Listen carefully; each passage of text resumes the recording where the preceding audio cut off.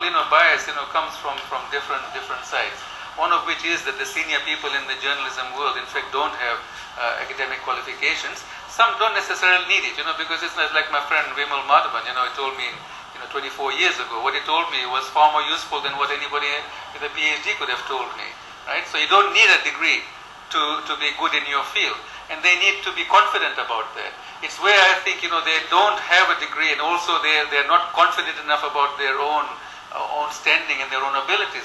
That's where this anti-intellectual thing comes in. And I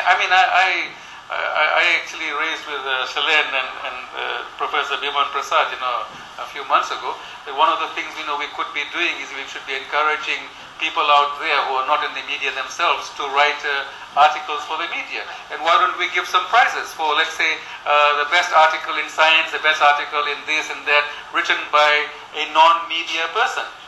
I mean, the journalism awards, the media awards, they don't recognize at all anything that academics or other people have been, doing in the media for the last 25, 30 years. Why don't they? I think there is an anti-intellectual bias amongst them. I think actually I actually had raised that even when Mansalwara, the first year I came, because I thought we should have, within the university, we should have student writers who are from other departments who should be allowed to write one article, because I think we need experts. There are journalists and then there are experts in their fields. And there are some experts who can be trained to write in a certain way, and I think that's very important. That adds to a newspaper, but you're right, that's not encouraged usually. It isn't. And in fact, one of the things that forget about our fields of economics, we economists, seem to be writing articles everywhere. But you ask yourself, there's all these problems that are there in the environment, in fields like forestry and agriculture, and then there are very, very few articles written for the media by experts in those fields. And again, it's part of the motivation factor, where academics, feel that it's not part of their work to write for newspapers. In fact, one of the things about writing for newspapers is that this university itself has never given you credit for writing in newspapers, although it may have a bigger impact. If you write one article in a journal in New York or London, that'll gain you a promotion. 100 articles in the Fiji Times has never gained me any promotion whatsoever, although it's given me great personal satisfaction, that at least, you're changing, hearts and minds out there. But you're right, and I think maybe there's a need for School of Journalism, perhaps to go and give special lectures to the different disciplines. Just talk to, the staff over there and say, look, what are the exciting, themes in your area? And what about, encouraging your staff to write small articles, 700, 800 word articles which can go out and educate our people about all these things.